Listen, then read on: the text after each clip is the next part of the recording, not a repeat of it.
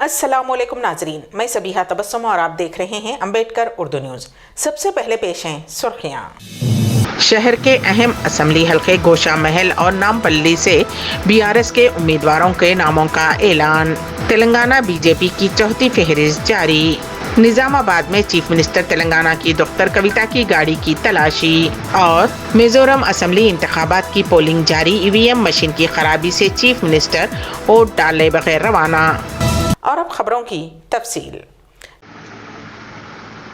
BRS ने गोशा महल नामपल्ली के लिए उम्मीदवारों के नामों का ऐलान किया। बीआरएस ने काफ़ी दिनों के तजस्सुस को ख़त्म करते हुए असम्बली हल्के गोशा महल से नंद किशोर व्यास और नामपल्ली से चौधरी आनंद कुमार गौड़ को अपना उम्मीदवार बनाया है। दोनों उम्मीदवारों ने 7 नवंबर मंगल को पार्टी के वर्किंग सदर के.टी. रामाराव से अपने बी फार्म हासिल किए। गोशा महल और नामपल्ली शहर के अहम हल्के हैं। बीजेपी के मुतनाज़ा लीडर टी राजा सिंह गोशा महल से मौजूदा उम्मीदवार हैं। पैगम्बर इस्लाम सल्लल्लाहु अलैहि वसल्लम के खिलाफ मुतनाज़ा रिमार्क्स करने पर पार्टी से मुअत्तली के बाद बीजेपी उन्हें बहाल करते हुए दोबारा टिकट दिया है।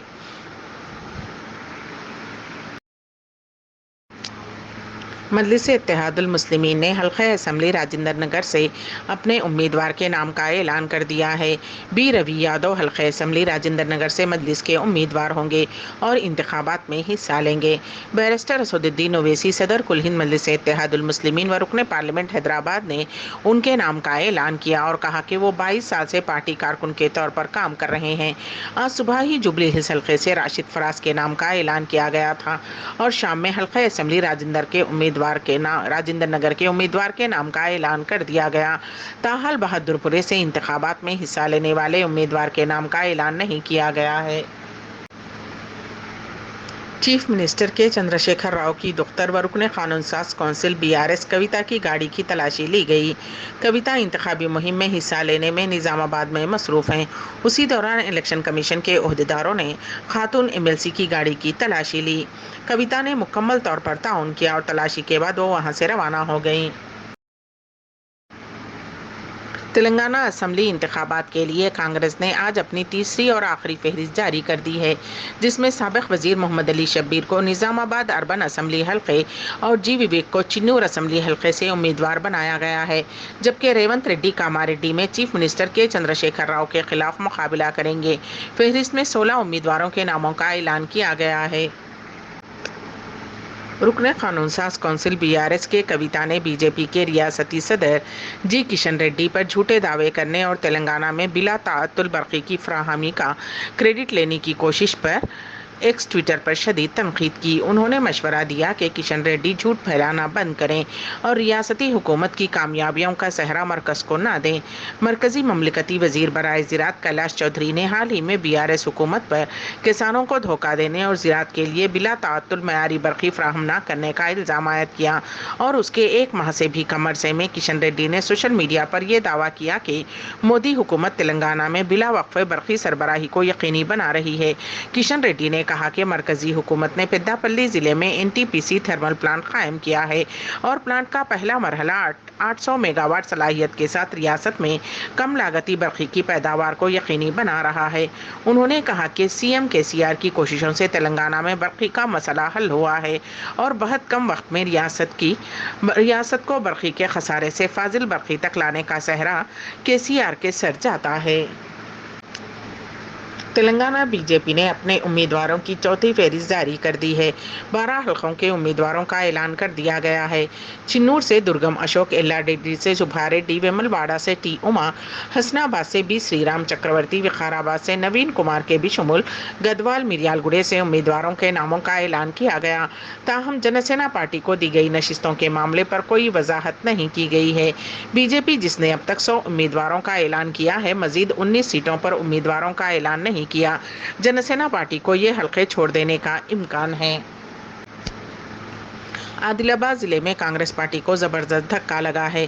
DCCC صدر Sajid Khan, TPCC general secretary G Sujatha, سابق market committee chairman Sanjeeva Reddy نے اپنے حامیوں کے ساتھ پیر کو پرہجوم پریس کانفرنس میں کانگریس پارٹی سے استعفیٰ دے دیا۔ انہوں نے RSS نظریہ رکھنے والے کندی سرینیواسا ریڈی پیراشوٹ لیڈر کو کانگریس پارٹی امیدوار کے طور پر عادل آباد حلقے سے ٹکٹ دینے کے خلاف احتجاج کرتے ہوئے استعفیٰ دے دیا۔ انہوں نے دعویٰ کیا کہ کانگریس پارٹی کے کچھ اعلیٰ لیڈرز بالخصوص تلنگانہ پردیش کانگریس کمیٹی صدر ریونت ریڈی نے ان کے ساتھ ناانصافی کی ہے، جنہوں نے پارٹی آندھرا پردیش کے وجے واڑہ کے پنڈت نہرو بس اسٹینڈ میں بے قابو RTC بس پلیٹ فارم پر چڑھ گئی۔ اس حادثے میں بس کے ٹائر کے نیچے آ کر 3 افراد ہلاک ہو گئے۔ مہلوکین میں کنڈکٹر کے بشمول ایک خاتون ایک لڑکا شامل ہیں۔ اس حادثے میں بعض افراد زخمی بھی ہوئے۔ 12 نمبر پلیٹ فارم پر یہ حادثہ پیش آیا۔ اس حادثے میں پلیٹ فارم نمبر 11 اور 12 کے درمیان رکھے گئے فرنیچر کو بھی نقصان پہنچا۔ بس کا بریک فیل ہونے کے نتیجے میں یہ حادثہ پیش آیا۔ وجے واڑہ کے آٹو نگر ڈپو سے تعلق رکھنے والی یہ بس گنٹور جا رہی تھی۔ حادثے کا مقام دل خراش منظر پیش کر رہا تھا۔ یہ حادثہ پیر کی صبح پیش آیا۔ واضح رہے کہ ریاست آندھرا پردیش وجے واڑہ شہر کے پنڈت نہرو بس اسٹیشن میں پیر کی صبح یہ حادثہ اس وقت پیش آیا جب ڈرائیور نے ریورس گیئر ڈالنے کے بجائے فرسٹ گیئر ڈال دیا تھا۔ اس واقعے کا CCTV ویڈیو کو RTC نے میڈیا کے لیے جاری کیا ہے، جس میں دلخراش منظر دیکھا جا سکتا ہے، جہاں بس ڈرائیور کی غلطی کے باعث پلیٹ فارم پر چڑھ گئی اور سامنے کھڑے مسافروں کو رونتے ہوئے آگے بڑھ گئی۔ وزیر اعظم نریندر مودی نے پیرلو اسلامی جمہوریہ ایران کے صدر ڈاکٹر سید ابراہیم رئیسی کے ساتھ فون پر بات کی۔ دونوں رہنماؤں نے مغربی ایشیا کے مشکل حالات اور اسرائیل حماس تنازع پر تبادلہ خیال کیا۔ وزیر اعظم نے دہشت گردی کے واقعات، تشدد اور شہریوں کی ہلاکتوں پر گہری تشویش کا اظہار کیا۔ انہوں نے اسرائیل فلسطین مسئلے پر ہندوستان کے دیرینہ اور مستقل موقف کو دہرایا۔ صدر رئیسی نے صورتحال کے بارے میں اپنے خیالات شیئر کیے۔ دونوں رہنماؤں نے کشیدگی کو روکنے، انسانی امداد کو جاری رکھنے اور امن و سلامتی کو جلد بحال کرنے کی ضرورت پر زور دیا۔ رہنماؤں نے کثیر جہتی دو طرفہ تعاون میں ہونے والی پیش رفت کا بھی مثبت طریقے سے جائزہ لیا۔ انہوں نے علاقائی روابط کو بہتر بنانے کے لیے ایران کی جاں بحر بندرگاہ پر توجہ اور ترجیح دینے کا خیر مقدم کیا۔ فریقین نے علاقائی امن، سلامتی اور استحکام میں مشترکہ دلچسپی کے پیش نظر ایک دوسرے کے رابطے میں رہنے پر اتفاق کیا۔ مرکزی حکومت کے پنشن یافتگان کی زندگی کی آسانی کو بڑھانے کے لیے پنشن اور پنشن یافتگان کی بہبودی کا محکمہ ڈیجیٹل لائف سرٹیفکیٹ DLC یعنی جیون پرمان کو بڑے پیمانے پر فروغ دے رہا ہے۔ 2014 میں بائیو میٹرک آلات کا استعمال کرتے ہوئے DLC جمع کروانا شروع کیا گیا۔ اس کے بعد محکمے نے الیکٹرانک اور اطلاعات ٹیکنالوجی کی وزارت اور UIDAI کے ساتھ مل کر آدھار ڈیٹا بیس پر مبنی چہرے کی توثیق کرنے والی ٹیکنالوجی کا نظام تیار کیا، جس کے تحت کسی بھی اینڈرائڈ پر مبنی اسمارٹ فون سے لائف سرٹیفکیٹ جمع کرنا ممکن ہے۔ اس سہولت کے مطابق چہرے کی تصدیق کی تکنیک کے ذریعے کسی شخص کی شناخت قائم کی جاتی ہے اور DLC تیار کیا جاتا ہے۔ نومبر 2021 میں شروع کی گئی اس اہم ٹیکنالوجی نے بیرونی بائیو میٹرک ڈیوائسز پر پنشن یافتگان کا انحصار کم کیا اور اسمارٹ فون پر مبنی ٹیکنالوجی کا فائدہ اٹھاتے ہوئے اس عمل کو عوام کے لیے مزید قابل رسائی اور سہل بنا دیا۔ شمال مشرقی ریاست میزورم میں انتخابی پولنگ جاری ہے۔ میزو نیشنل فرنٹ کے سربراہ و چیف منسٹر زور منتھنگا جو ووٹ ڈالنے آئے تھے، انہیں تلخ تجربہ ہوا۔ صبح پولنگ شروع ہونے کے کچھ دیر بعد CM زوان ٹانگا اپنے ووٹ کا حق استعمال کرنے کے لیے ایزول کے YMA ہال میں پہنچے تھے۔ اسی وقت EVM مشین کی بپ بچی، جس پر انہوں نے کچھ دیر پولنگ سینٹر میں انتظار کیا، لیکن جب اہلکاروں نے کہا کہ مشین کام نہیں کر رہی ہے تو وہ وہاں سے واپس چلے گئے۔ انہوں نے کہا کہ وہ ٹفن کے بعد ووٹ ڈالنے واپس آئیں گے۔ میزورم میں 40 اسمبلی حلقوں کے لیے ایک ہی مرحلے میں انتخابات ہو رہے ہیں۔ 174 امیدوار میدان میں تھے۔ کل 8.57 لاکھ ووٹر اپنے حق رائے دہی کا استعمال کیا۔ عہدیداروں نے ان کے لیے 1.276 پولنگ اسٹیشنز قائم کیے ہیں۔ سعودی عرب میں برسرکار غیر ملکیوں کے ترسیل زر میں کمی زیادتی کا واقع ہونا عام بات ہے۔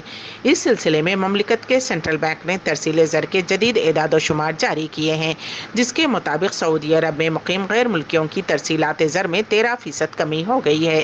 اخباری اطلاعات کے مطابق یہ کمی گزشتہ سال 2022 کے دوران مماثل مدت کے مقابلے کی ہے۔ سعودی سینٹرل بینک نے کہا ہے کہ ستمبر کے دوران غیر ملکیوں نے مجموعی طور پر 9.9 بلین ریال ریال کی ترسیلات کی ہیں۔ یہ رقم ستمبر 2022 کے مقابلے میں 13% کم ہے، جبکہ گزشتہ ماہ اگست 2023 کے مقابلے میں 8% کم ہے۔ ہمارے نمائندے کین واصف کے مطابق ترسیل زر میں کمی کی ایک وجہ مملکت کی جانب سے ویزوں کے اجراء میں آسانی پیدا کیا جانا بھی ہے۔ جب سے خارجی باشندوں کے وزٹ ویزا حاصل کرنا آسان ہوا ہے، تب سے لوگ وزٹ پر فیملی یہاں لا رہے ہیں، جس سے ان کی آمدنی کا بڑا حصہ یہاں خرچ ہو رہا ہے، جس سے ترسیل زر میں کمی واقع ہو رہی ہے۔ امبیڈکر اردو نیوز کے اختتام سے قبل دوبارہ سرخیوں پر ایک نظر۔ شہر کے اہم اسمبلی حلقے گوشہ محل اور نامپلی سے BRS کے امیدواروں کے ناموں کا اعلان۔ تلنگانہ BJP کی چوتھی فہرست جاری۔ نظام آباد میں چیف منسٹر تلنگانہ کی ڈاکٹر کویتا کی گاڑی کی تلاشی۔ اور میزورم اسمبلی انتخابات کی پولنگ جاری، EVM مشین کی خرابی سے چیف منسٹر ووٹ ڈالے بغیر روانہ۔ اسی کے ساتھ ہی امبیڈکر اردو نیوز یہیں پر اختتام پذیر ہوتی ہیں، تو دیجیے گا سبیحہ تبسم کو اجازت۔ اللہ حافظ۔